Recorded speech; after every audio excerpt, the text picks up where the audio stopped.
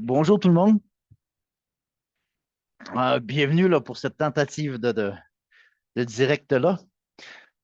Aujourd'hui, ce qu'on va voir simplement, c'est une révision de, en fait, la brève présentation sur les quatre vérités pour les supérieurs. Puis, on va s'arrêter aux quatre sceaux du décret de la vie bouddhiste. On les a déjà vus, mais on va en reparler. Donc, c'est comme une révision. Puis les gens qui auront des questions à la fin, ben, on pourra laisser là, une période de questions-réponses, comme ça, pour pouvoir se contacter directement ou peu importe, là. Fait que voilà. Fait que, premièrement, bon, encore une fois, bienvenue à tous. Désolé pour le décalage, là, je me suis trompé sûrement. Puis voilà. Euh, il y a des gens de France, il y a des gens du Québec. On essaie de faire les temps ensemble, là, de réunir ça. Fait que c'est pas toujours évident. Ici, il est maintenant 7h15 le soir. Euh, on va faire ce qu'on peut. Euh, Brève présentation des quatre vérités pour les supérieurs. Donc, de façon générale, quelles sont ces quatre vérités-là? On a vu qu'il y avait la vérité de l'origine, principalement le karma et les perturbations. Euh, Qu'est-ce qu'on entend par origine? On entend par l'origine de la souffrabilité ou de la nature même de la souffrance. Donc, qu'est-ce qui produit cette nature-là de la souffrance qui nous englobe? Donc, principalement, et le mot principal est important parce qu'il y a sûrement d'autres causes qu'on pourrait regarder, mais les deux principales sont toujours le karma et les perturbations. Premièrement, viennent les perturbations et deuxièmement, vient le karma. Et ce qui sous-tend tout ça, c'est en fait la saisie du soi des personnes. Et ça, on va regarder ça juste un petit peu plus loin aujourd'hui. On va reviser ça un peu. Donc, on n'a pas besoin de texte pour l'instant. Là. J'ai mes petites notes, mais c'est tout. Donc, la vérité de l'origine inclut principalement le karma et les perturbations et on appelle ça le contaminant. Pourquoi? Parce que c'est le karma et les perturbations qui contaminent leurs résultats, qui est principalement notre corps et notre esprit. Donc, il est contaminé par les causes contaminantes qui sont le karma et les perturbations. Et le résultat fait que cette contamination-là qui nous englobe est ce qu'on appelle la vérité de la souffrabilité. Et par souffrabilité, ce qu'on veut dire, c'est que on est ouvert de par notre propre nature présentement à souffrir, soit par la vérité de la souffrance du changement, et la souffrance qui englobe tout composé, qui est en fait cette contamination-là euh, qui est mêlée à nos agrégats, nos cinq agrégats qui sont l'agrégat de la forme, l'agrégat des sensations, de l'identification, du composant et de la conscience primaire. Il y a beaucoup de gens qui m'ont posé la question, mais qu'est-ce qu'on entend par ces cinq agrégats-là? Est-ce qu'on pourrait les définir un peu plus? L'agrégat de la forme, c'est pas difficile. Et quand on parle des cinq agrégats, on pourrait parler de l'univers entier. Mais de façon générale, quand on parle de nos cinq agrégats, de façon particulière, on parle des agrégats qui font partie de notre continuum, de notre courant d'existence, de vie en vie. Donc, dans cette vie-ci, on a cinq agrégats qui sont contaminés par des causes d'une vie précédente. Donc, une vie précédente a créé le résultat qu'on fait l'expérience présentement, sur lequel on est attribué un jeu. Et ce résultat-là sont ces cinq agrégats-là. Donc, l'agrégat de la forme, dans ce cas-là, qui fait partie de notre continuum d'existence, c'est présentement ce corps-là. On dit qu'il est contaminé parce qu'il doit subir la naissance, la vieillesse, la maladie, la mort, les difficultés. Si, par exemple, on perce le corps, on éprouve de la souffrance, si on fait l'expérience de la chaleur, du froid, de la faim, etc. Et en plus, ben, on est toujours sujet à cette maladie-là qui peut arriver tôt ou tard. Et même si ce n'était pas le cas, ce qui est rare, mais reste que la vieillesse s'occupe de nous ralentir et de tranquillement nous amener vers la fin. Et évidemment, la souffrance du moment de la mort est un moment marquant dans une existence, autant que celui de la naissance, qui est accompagné de toutes ces difficultés-là. Donc, la raison principale pourquoi on doit faire l'expérience de toutes ces difficultés-là, c'est le fait qu'on est contaminé par ces causes-là que sont principalement le karma et les perturbations. Maintenant, on a vu les trois types de souffrance. En fait, la souffrance de la souffrance du changement et la souffrance qui englobe tout composé. La souffrance qui englobe tout composé, c'est cette contamination-là dont on fait l'expérience. Et à cause de cette contamination-là, de la souffrance qui englobe tout composé, et par composé, on veut dire tout ce qui est créé par cause et condition. Donc, de façon générale, le composé, c'est tous les phénomènes qui sont composés par des causes et des conditions. Puisqu'ils sont composés par des causes et des conditions, ils sont un rassemblement de tous ces différents facteurs-là, et ils sont impermanents dans le sens qu'ils changent de moment en moment, ils se désagrègent tranquillement, et lorsqu'ils rencontrent d'autres causes et d'autres conditions, prennent une autre nature. Donc, ce corps-là est soumis à ce qu'on appelle, en fait, la souffrance qui englobe tout composé. Donc, parce que le corps lui-même est un composé contaminé. Les autres agrégats sont plus ou moins tout au niveau de la conscience. Donc, lorsqu'on divise ce qu'est une conscience, on a une conscience primaire et des facteurs de l'esprit ou des coémergents de l'esprit. De façon générale, on peut dire que la conscience, elle a comme un pilier central qu'on appelle l'esprit ou la conscience primaire.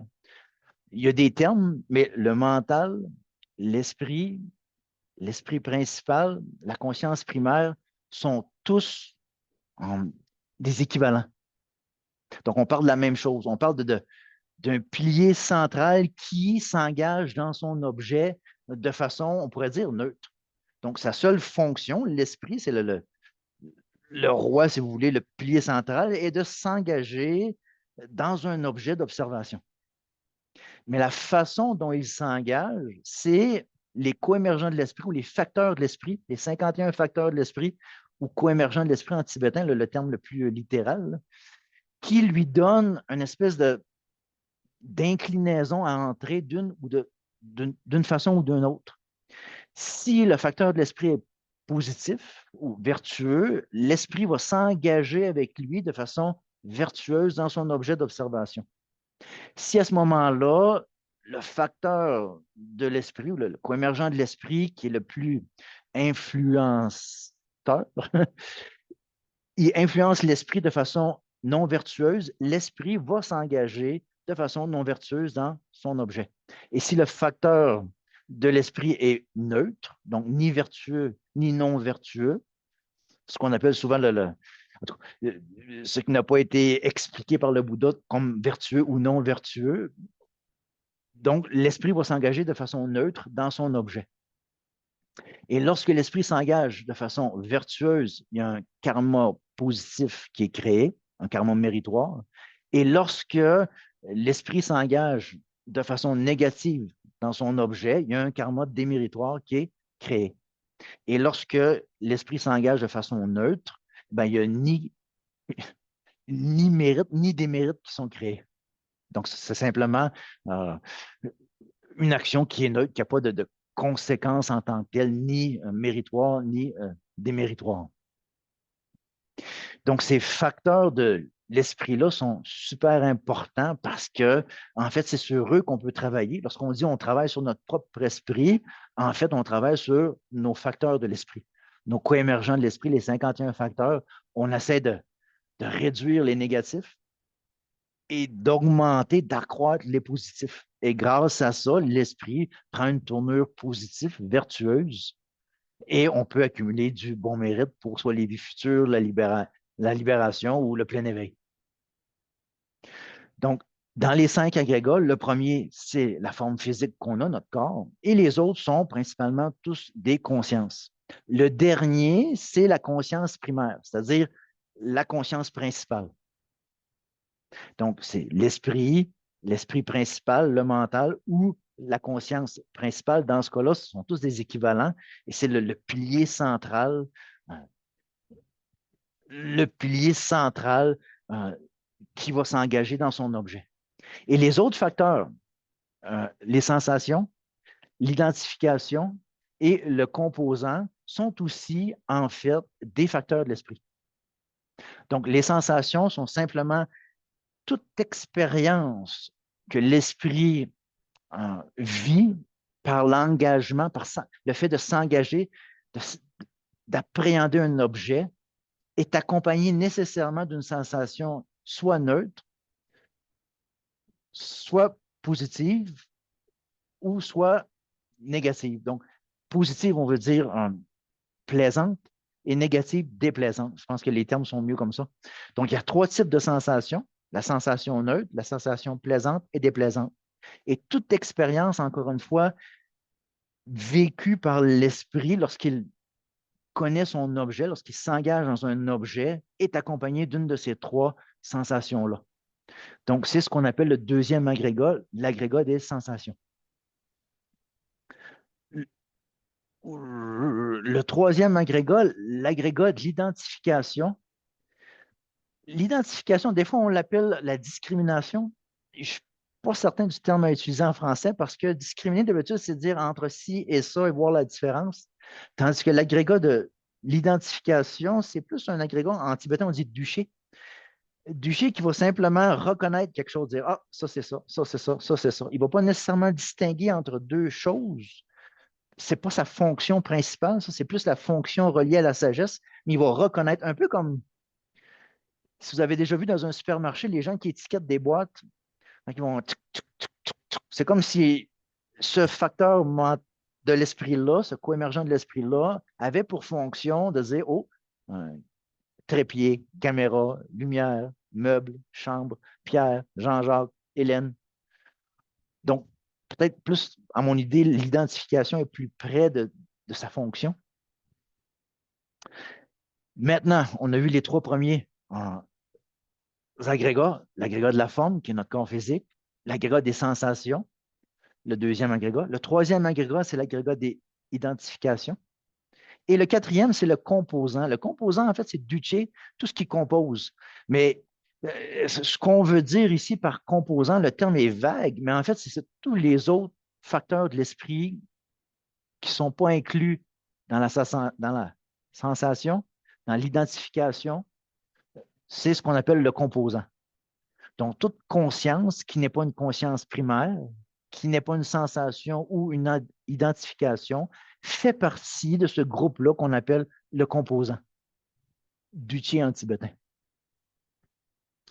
Le terme composant, en fait, si on le prend littéralement en tibétain, ce qu'il veut dire, c'est simplement ça, c'est que grâce à ces facteurs de l'esprit-là, c'est les co-émergents de l'esprit, ils vont composer ou former la façon dont l'esprit principal va s'engager dans son objet d'observation. Et c'est sûrement le nom pour la raison pour laquelle on l'appelle Duché.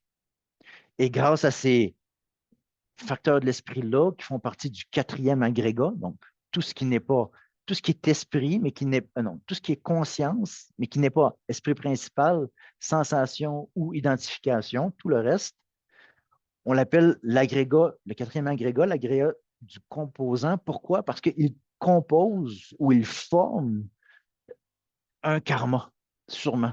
Parce que, soit qu'il est vertueux ou non vertueux, peut-être qu'on peut parler de généralité, mais il compose, il forme la façon dont l'esprit principal, le cinquième agrégat, s'engage dans son objet. Donc, ces cinq agrégats-là reviennent souvent, souvent, souvent.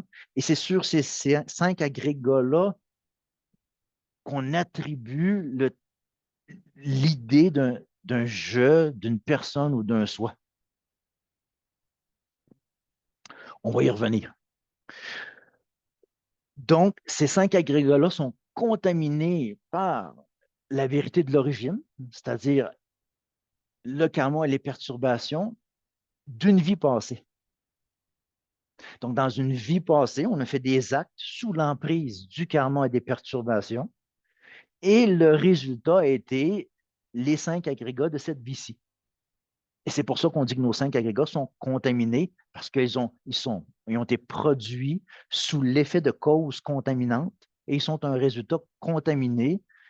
Et contaminé veut dire, en fait, ouvert à cette souffrance-là, cette détérioration-là, cette dégradation-là, cette imperfection-là dans laquelle qui nous constitue. Oui. Donc, maintenant, la vérité de la voix. La vérité de la voix, c'est un peu le décontaminant. C'est ce qui va décontaminer, en fait, la vérité de l'origine. Donc, c'est un peu l'antidote, le remède à cette cause contaminante-là. Et, et, et la vérité, les vérités de la voix sont principalement constituées d'une réalisation directe du non-soi, dans ce cas-ci, de la personne.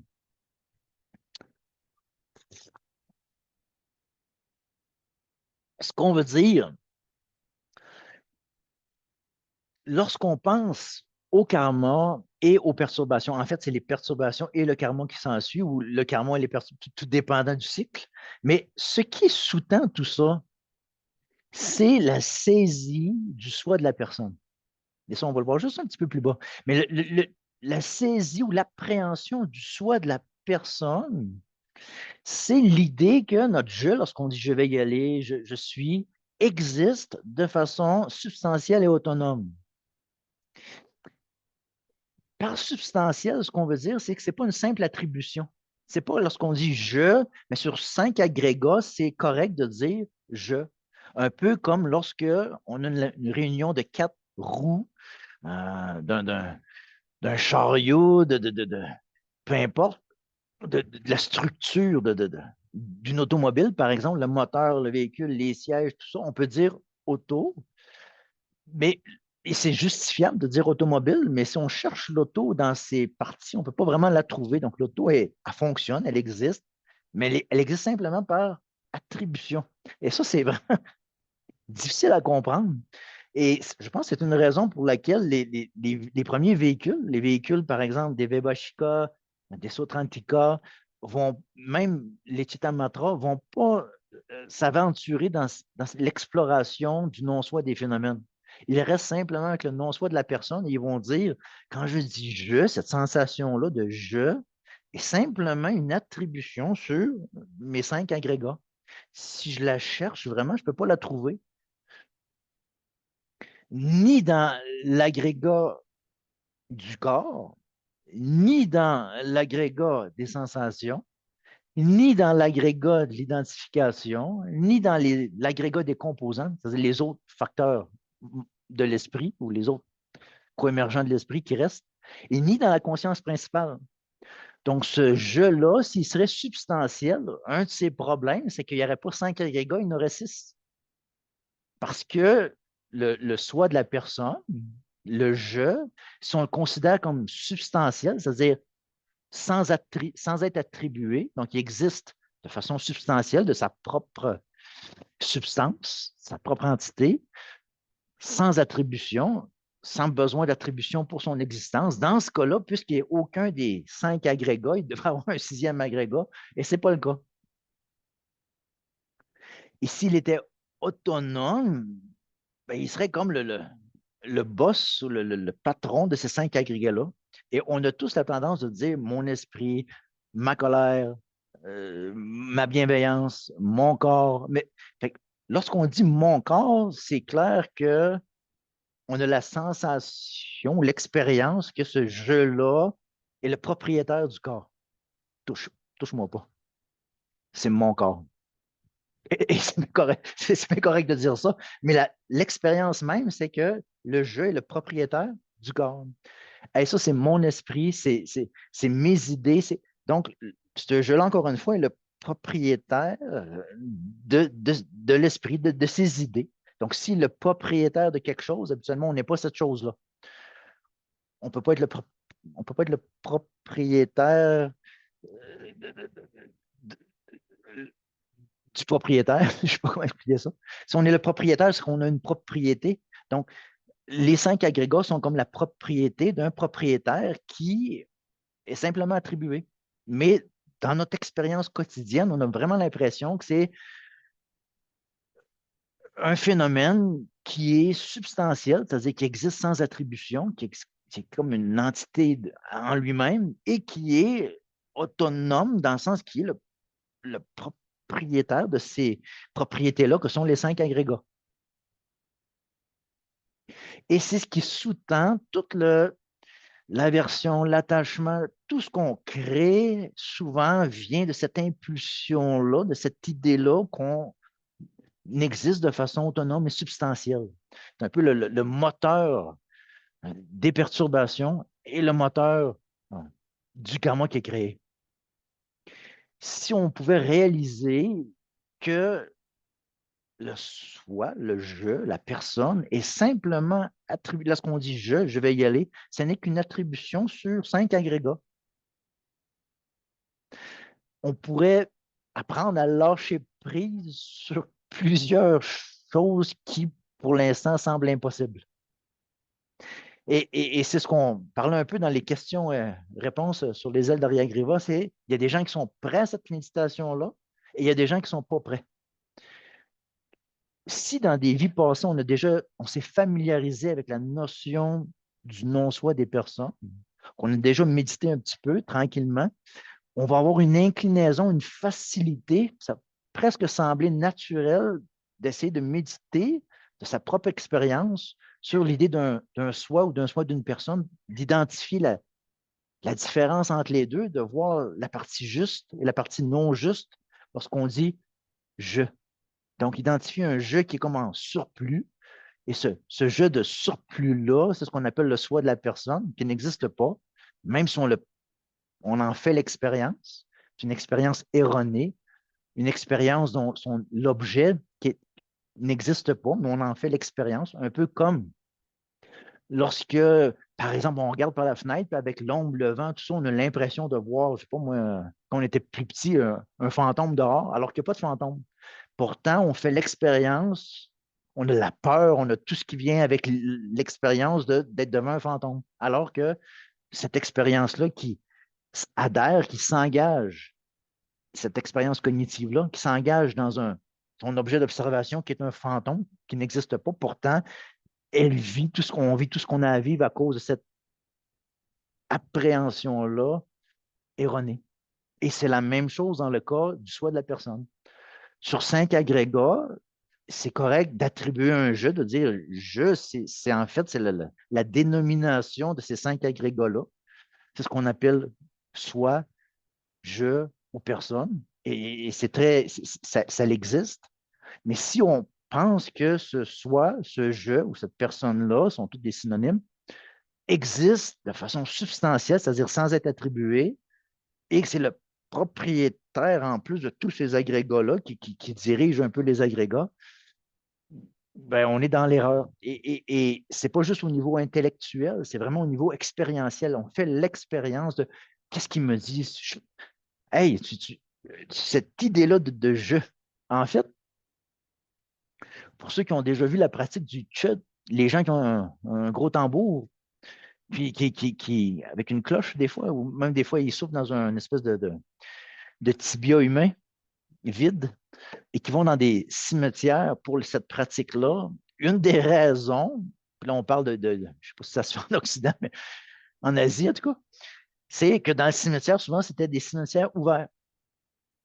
Et lorsque la personne allait seule faire sa pratique toute la nuit, elle appelle en fait les fantômes de la place à venir le dévorer. Et il y a des raisons à ça. D'un, c'est la générosité. Évidemment, il n'y a personne qui se fait dévorer pour de vrai, sauf par les moustiques. Mais reste que l'idée même de dire s'il y a des gens, des esprits qui veulent venir me manger, venez me manger, et la peur qui s'installe, souvent, c'est ces gens-là leur font réaliser cette idée-là du soi de la personne. Lorsqu'on a peur, je. Et souvent, c'est ce qu'un de nos professeurs nous disait, il y a quelques années, il y a quelqu'un, un grand maître qui est descendu à Serradji pour nous donner les initiations, la transmission du chud. Et il expliquait justement que certains pratiquants, cette pratique-là est faite dans des cimetières pour cette raison. Une de ces raisons-là, c'est parce que le jeu, l'idée du jeu devient très fort. Euh, Par exemple, si quelqu'un vous accuse de dire un tel ou une telle t'a volé, t'a menti, on se défend, on dit quoi, moi? Et à ce moment-là, on fait l'expérience très, je dirais, grossière ou très forte de ce jeu de la personne-là. Moi, tu parles de moi, là? Fait que cette expérience-là, à ce moment-là, est facile à reconnaître. Mais dans la vie de tous les jours, lorsqu'on médite, le jeu, on le perd un petit peu. Fait que les gens qui vont dans un cimetière et qui évoquent leur peur, en fait, le jeu sort de façon incontrôlable et c'est là qu'ils peuvent vraiment l'observer pendant très longtemps et avoir une réalisation qu'il n'existe pas de la façon dont ils le percevaient depuis des vies, des vies.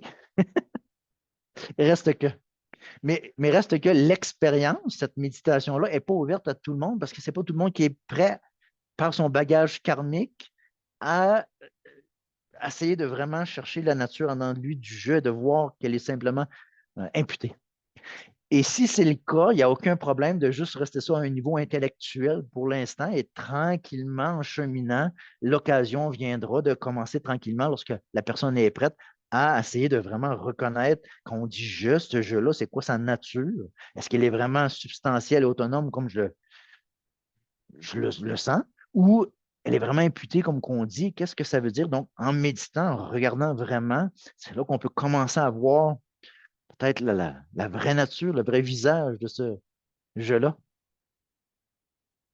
Quand le Bouddha a atteint l'éveil, il a dit Mara, et Mara, dans ce cas-là, représente un peu le soi de la personne. J'ai enfin vu ton visage, et plus jamais tu rebâtiras ta demeure en moi. Et ce qu'il voulait dire, c'est que j'ai reconnu le non-soi de la personne. Donc, j'ai reconnu que le soi de la personne est illusoire. En fait, le soi est là, il est simplement attribué, il n'existe pas de son propre côté ou de façon substantielle et autonome. J'ai reconnu, et plus jamais il rebâtira sa demeure, c'est-à-dire l'idée de me faire tourner dans le samsara encore et encore. Parce que j'ai vu ta fausseté, un peu comme on s'aperçoit que dehors, ce n'était pas un fantôme, c'était simplement du vent, des branches et tout ça. Et notre peur est terminée. Et avec la termination de notre peur, on arrête toutes les actions qu'on pouvait faire pour se protéger de ce qui, en fait, n'était même pas là. Donc, en réalisant la nature du non-soi, intellectuellement d'abord, tranquillement, en ayant, on pourrait dire, une petite expérience, lorsqu'elle devient directe, cette réalisation-là, c'est là qu'on peut vraiment entrer sur ce qu'on appelle la vérité de la voie. Et là, on parle de la voie de la vision, la voie de la méditation et la voie au-delà de l'entraînement. Et la voie au-delà de l'entraînement, pour quelqu'un qui cherche l'émancipation personnelle, c'est la fin de sa quête. Il atteint la libération du samsara, l'émancipation du samsara. Voilà. Et cette libération-là finale, c'est ce qu'on appelle la vérité de la cessation. Donc, les perturbations, les voiles créés par les perturbations ont été éliminés et le samsara a cessé en nous. Donc, la vérité de la cessation. Oui.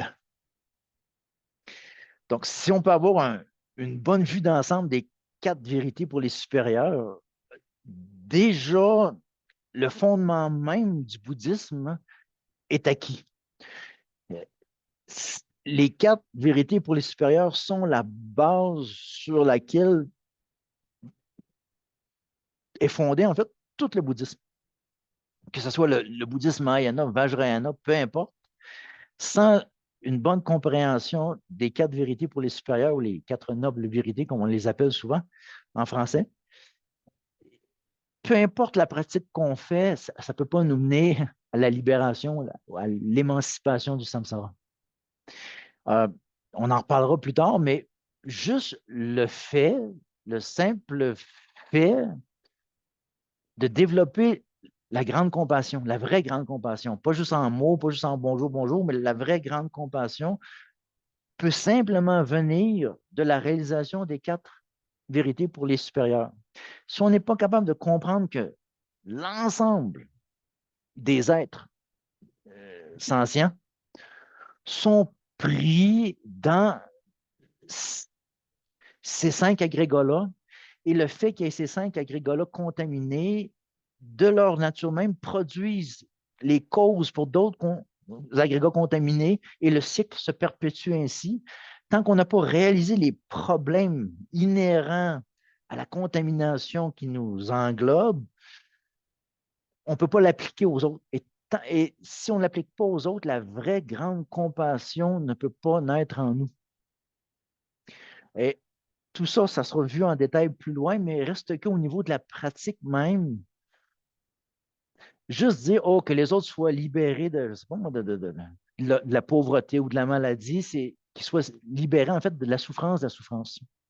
Mais pour que la grande compassion naisse en nous, il faut aussi être capable, pas juste intellectuellement, mais au niveau de l'expérience, de vouloir qu'ils soient libérés de la souffrance du changement et de la souffrance qui englobe tout composé.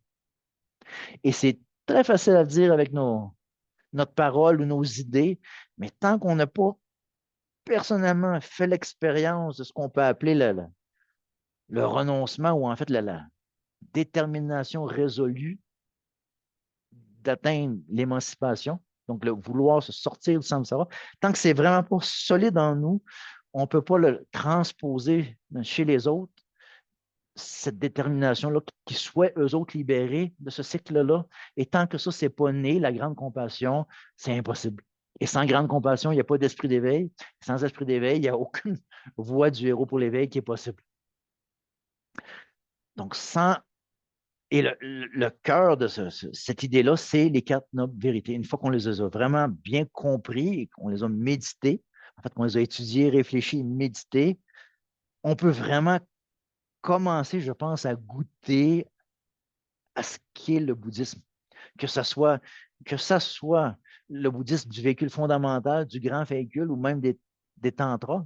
Donc, le grand véhicule, il y a deux sections. Il y a la section des paramitas et la section des tantras. Sans le fondement des quatre vérités pour les supérieurs, il n'y a simplement rien vraiment à accomplir au niveau bouddhiste. Sérieusement. Euh, On dit que les quatre vérités pour les supérieurs sont résumées dans les quatre sceaux du décret de la vue bouddhiste. Et ça, on l'a bien vu, tous les phénomènes composés ou tout composé est impermanent. Tous les phénomènes contaminés sont souffrabilité. Tous les phénomènes sont vides et sans soi. Et l'au-delà des peines est pacification. Lorsqu'on a vraiment les quatre vérités pour les supérieurs en tête et qu'on lit, on pense aux quatre sceaux du décret de la vue bouddhiste, ce qui fait en fait que non seulement qu'on est bouddhiste, ça c'est le refuge qui fait la différence, mais qu'on est aussi, non, je dirais, on fait partie d'une école de pensée, qu'on adhère à la philosophie bouddhiste. C'est les quatre sceaux du décret qui font la différence et en fait, ce sont les quatre vérités pour les supérieurs qui sont énoncées. La première, tous les phénomènes sont composés, sont permanents. On dit que tout ce qui est composé est permanent, donc peut changer.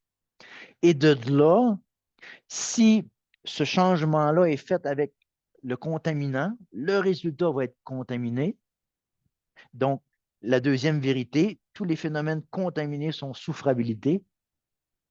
Et si ce changement-là est fait avec le décontaminant, c'est-à-dire la vérité des voies ou la vérité de la voie, ben, euh, on va atteindre le résultat qui est le final, l'au-delà des peines, qui est pacification. Donc, ce premier saut-là, tout phénomène composé sont impermanents, ouvre à la possibilité fondamentale que tout peut changer. Si on change au niveau du deuxième saut, c'est-à-dire que tous les phénomènes contaminés sont souffrabilité, ça veut dire que si le changement se fait au niveau du contaminant, le résultat va être contaminé. Et si par la réalisation directe du non-soi de la personne, c'est-à-dire que tous les phénomènes sont vides et sans soi, ce changement-là prend ce qu'on appelle la classe du décontaminant, c'est-à-dire la vérité de la voix, donc la réalisation directe du non-soi des personnes et les voix qui sont accompagnées par cette réalisation-là. Donc, la voix, encore une fois, de la vision, de la méditation et l'au-delà de l'apprentissage. Le résultat va être l'au-delà des peines, qui est pacification. Pacification veut dire terminer avec tout contaminant, c'est-à-dire tout karma, toute perturbation et tout, par exemple, non-soi des personnes, et de façon définitive. Donc, les 4 vérités pour les supérieurs se résument dans les 4 ressources. Voilà. Je pense que pour aujourd'hui, ça résume plus ou moins, là, puisqu'on est plus au niveau de l'expérience que l'enseignement en tant que tel, mais reste que. Donc, je vais ouvrir pour ceux qui ont des questions, je ne sais pas. Et là, vous allez devoir être indulgent avec moi. J'ai aucune idée exactement comment procéder. Vous pouvez m'envoyer vos questions. Si vous voyez, là, en tout cas, vous savez ça mieux que moi, en bas, il y a discuter. Donc, si vous appuyez sur discuter, vous pouvez taper votre question. Et si vous tapez votre question, je vais pouvoir la voir. Comme ça, je pense qu'on va pouvoir y aller étape par étape. Ou je peux simplement ouvrir les micros. Et dans ce cas-là, si quelqu'un a une question à poser, posez-la et attendez que la réponse soit donnée pour comment est-ce qu'on fait s'ouvrir le micro. Attendez un petit peu. Paramètres de la réunion. Il me semble que je l'avais vu l'autre fois, là. Couper les micros Tu à me l'entrée sont de. permets, si Oh, tu me permets, dans le fond, s'il y a une oui. personne qui pose une question, il peut lui-même ouvrir le micro. Parfait, parfait, parfait, parfait. Bon. Fait que si vous pouvez là, ouvrir votre micro, poser votre question, puis ça va me faire plaisir d'essayer d'y répondre du mieux possible. Puis s'il y a quelqu'un qui n'est pas capable d'ouvrir, Céline, s'il y a quelqu'un qui a de la difficulté à ouvrir son micro, ben envoyez-moi un message, comme ça je verrai. Là, en tout cas, on va s'essayer comme ça, puis avec l'expérience, ça va venir. Voilà. Est-ce que vous avez des questions? Est-ce que vous avez des doutes? Est-ce que vous voulez une petite clarification sur ce qu'on a vu? Oui. En fait, si tu me permets, par rapport à la réincarnation et le non-soi, etc., moi, j'ai une image, mais j'aimerais ça savoir si je suis dans le champ ou si c'est un petit peu juste. Dans le fond, moi, je vois ça comme une fleur, une tulipe. Dans le fond, mettons, je suis une tulipe, mais je n'existerais pas sans la bulle de tulipe. Puis quand la tulipe va mourir, si on veut, ben elle va revivre par la suite parce que, dans le fond, l'année d'après, la bulle va produire une autre fleur. Est-ce que ça peut être comparé à ça, la réincarnation, ou pas du tout? Pourquoi pas? Ça dépend de ce qu'on entend, mais en fait, la réincarnation, c'est simplement le fait que nos 5 agrégats présentement sont en train en fait, à chaque jour, on crée des causes pour un karma, pour une nouvelle renaissance. Et au moment de la mort, lorsque les 5 agrégats se désagrègent, il va rester simplement l'agrégat de la conscience principale. Et on va le voir dans les 12 liens qui vont venir un peu plus tard, mais lorsque finalement euh, un karma spécifique va maturer, va éclore, il va projeter cette conscience-là vers un type, à travers les bardeaux, vers un type d'existence précis. Et c'est simplement la conscience qui continue son chemin, le courant de conscience qui continue son chemin, propulsé de vie en vie par un karma propulseur qui atteint sa maturation au moment de la mort et qui propulse la conscience vers un autre type euh, d'incarnation, tout dépendant du karma.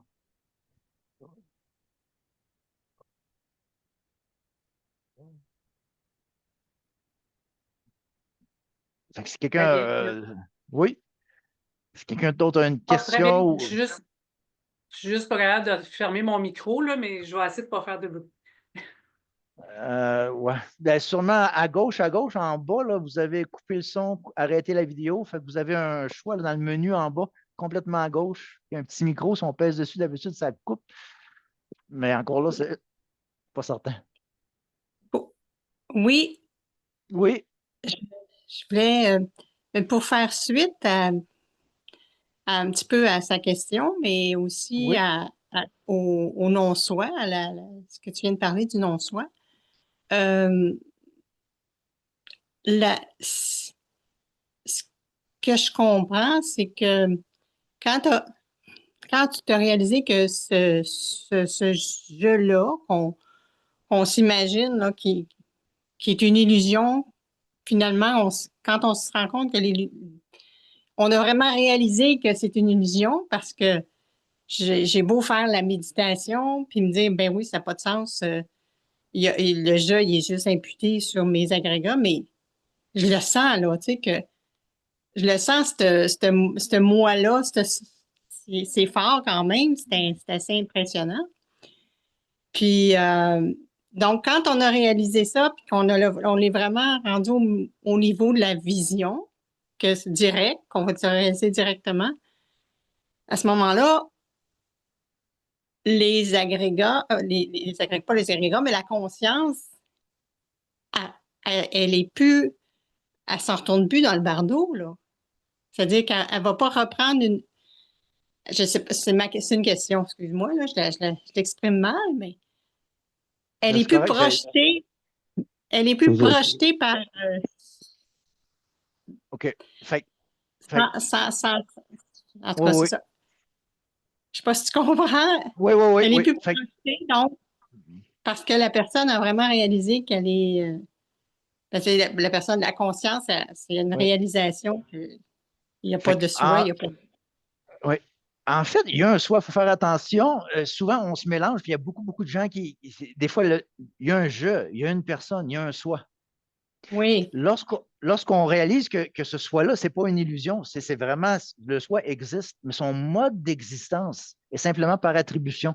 Puisqu'on a 5 agrégats, c'est correct de dire, ben, Jacqueline ou Angèle ou Maryse ou Pierre ou Jérôme, c'est correct. C'est une attribution, un nom qu'on donne sur 5 choses.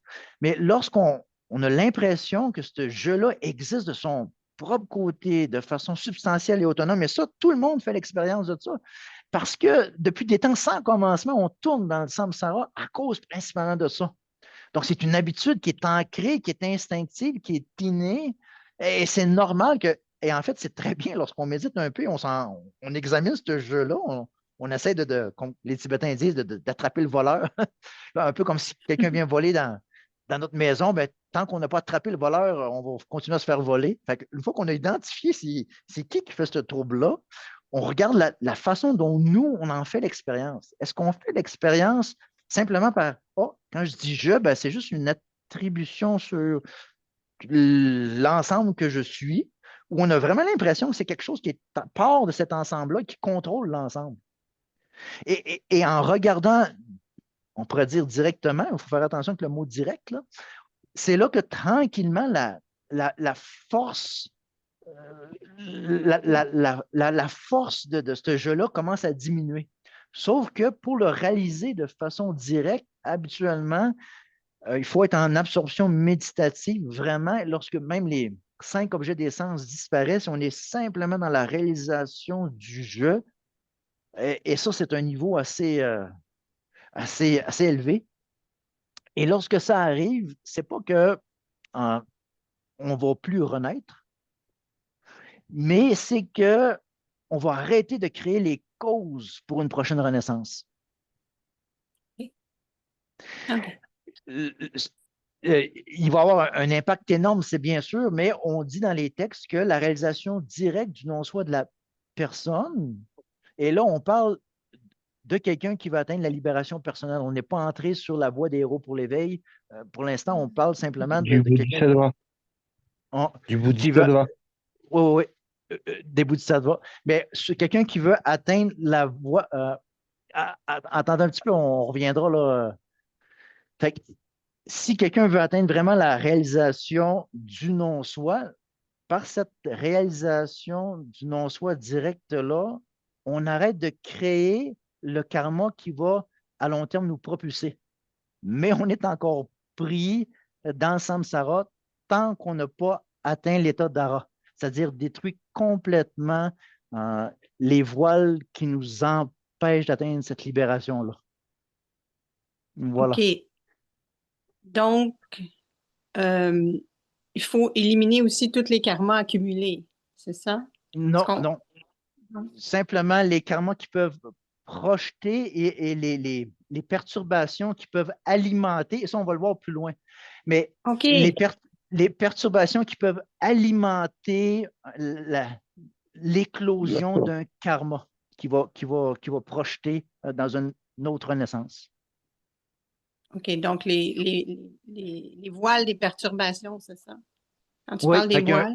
il y a des voiles précis qu'on va appeler, par exemple, l'appétence ou la soif, et de là, la saisie. Et ce sont deux types d'attachements qui vont faire maturer euh, une empreinte karmique ou un potentiel karmique pour créer une autre vie. Et ça, on va le voir plus loin. Là, on rentre dans les détails, mais ça va être vu plus loin. Mais pour répondre OK. grosso modo à la question, le fait de réaliser directement le non-soi des personnes empêche la création de nouveaux karmas pour d'autres vies. Bonne nouvelle. OK, merci. Oui. Il y avait une autre question. Quelqu'un avait écrit une question, si vous voulez, un petit peu là, dans les discussions. Qu'entend-on exactement par souiller dans le deuxième saut? Le terme souiller, c'est la même chose que contaminer. Donc, c'est contaminé par le karma et les perturbations. Donc, à chaque fois qu'on voit souiller dans les textes, en fait, ça veut dire jipa. Jipa veut dire contaminé, impur, souillé. C'est toutes des traductions différentes pour dire que l'ignorance fondamentale qui sous-tend le karma et les perturbations ont souillé les, euh, les agrégats, le résultat. Donc, ont contaminé le résultat.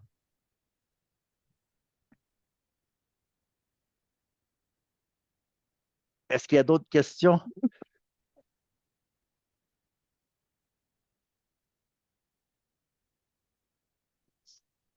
On arrive à quand à maturité des karmas négatifs? Quand c'est que l'on sait que l'on arrive à maturité des karmas négatifs et qu'ils n'existeront plus. Toute maturité de karma, que ce soit positif ou négatif, ça peut se faire au niveau lorsqu'on est en vie ou au moment de la mort ou peu importe. Et, je ne suis pas certain. Tant qu'on n'a pas atteint la libération, c'est sûr que les karmas négatifs, donc le potentiel qui est accumulé, peut mûrir. Tant qu'on n'a pas atteint l'état d'ara, peut mûrir d'une façon ou d'une autre, ou même des fois par les conditions externes. Il y a quelqu'un qui posait une question dans un cours qui disait, par exemple, il y a eu des aras qui se sont fait battre, mettons. S'il avait atteint la libération, donc il n'y avait plus de moyen pour lui de perturbation à l'intérieur de lui-même, de faire maturer un karma pour se faire battre. Mais comment ça peut arriver? Mais c'est sûr qu'il y a des karmas ici qui peuvent simplement, lorsque les causes et les conditions sont réunies, surgir. Pas besoin nécessairement de la perturbation, attachement au niveau de l'appétence ou de la saisie pour les faire maturer. Mais lorsqu'on parle d'un karma qui va projeter d'une vie à l'autre, dans ce cas-là, on a besoin de l'appétence et de la saisie. Mais ça, on va voir ça en détail dans les 12 liens interdépendants qui vont venir après les 4 non-vérités. J'espère que ça répond à Merci. la question. Oui. Oui, merci, oui. Oui. S'il y a quelqu'un qui a d'autres questions, c'est le temps, puis on va tranquillement, on va se laisser là-dessus. C'était une première expérience.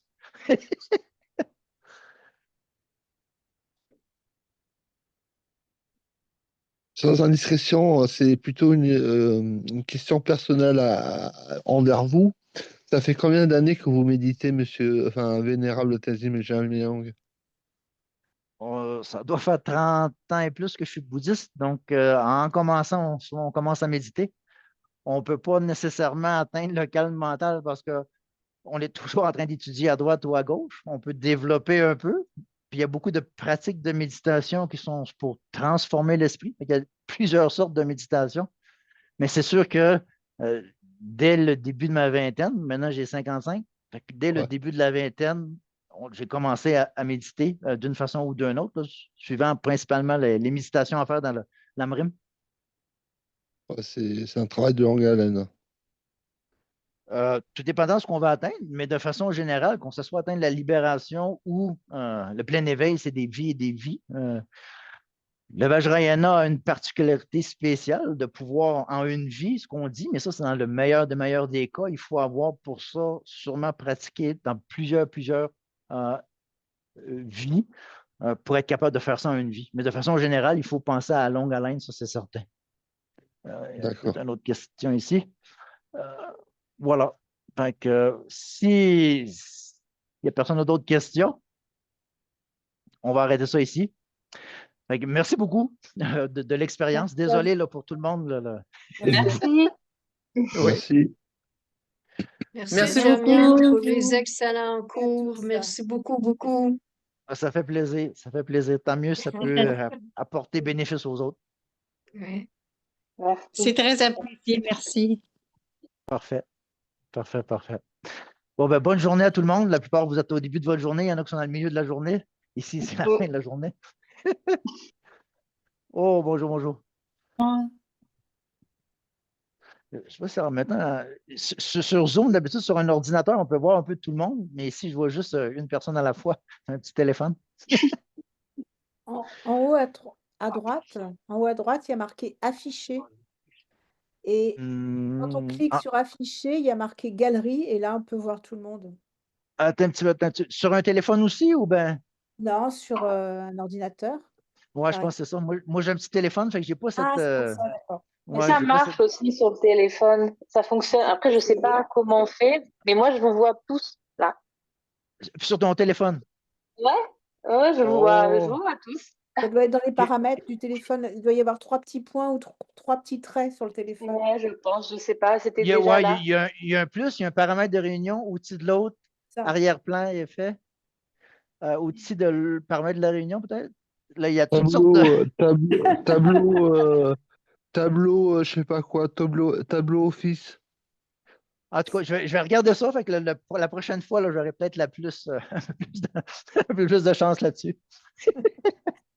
OK. Fait que, À la prochaine fois, avec plaisir, ouais, vraiment. Merci. bonne journée à tout le monde, puis bonne pratique. Merci, merci. Merci. Merci Bientôt. beaucoup. Bientôt. Ouais. Bye. Ah, Bonne si journée à vous tout le avez monde. enregistré, c'est ça? Vous avez enregistré? On pourra avoir Oui, ben, ouais, ben, il y a beaucoup de personnes qui m'ont dit qu'ils ne pouvaient pas être là. Fait que si je pouvais enregistrer, ça serait bien. Fait que un des problèmes, c'est que sur WhatsApp, on peut juste mettre des petits bouts de 6 minutes, 6 minutes. Fait que ce Ah, que je vais faire, c'est que je vais sûrement essayer de mettre ça sur YouTube. Fait que ah, il y a super. une chaîne sur les ailes d'Ariel Griva.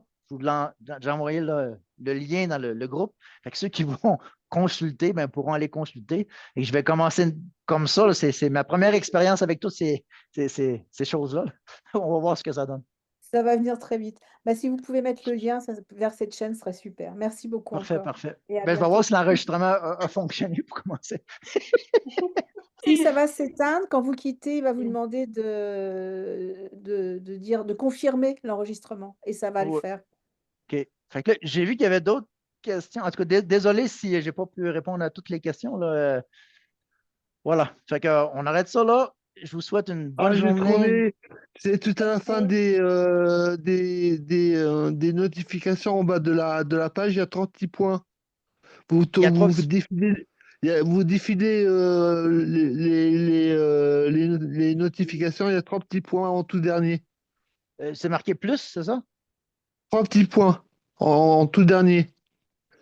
À droite, en C'est-à-dire tout cas, je c'est-à-dire que regarderai, là, mais vous défilez, il y a écrit plus. Voilà, 3 petits points avec un petit oui, rond. oui. Fait que si on appuie Voilà. là-dessus, Normalement, c'est ce que disent les dames.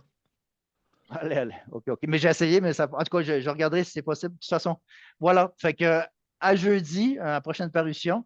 Puis je vais essayer de, si l'enregistrement a fonctionné, on va mettre ça sur YouTube. Puis je vous enverrai le lien, tout le monde. Merci. Voilà. Merci. Bonne Au journée. revoir. Merci. Au revoir. Au revoir.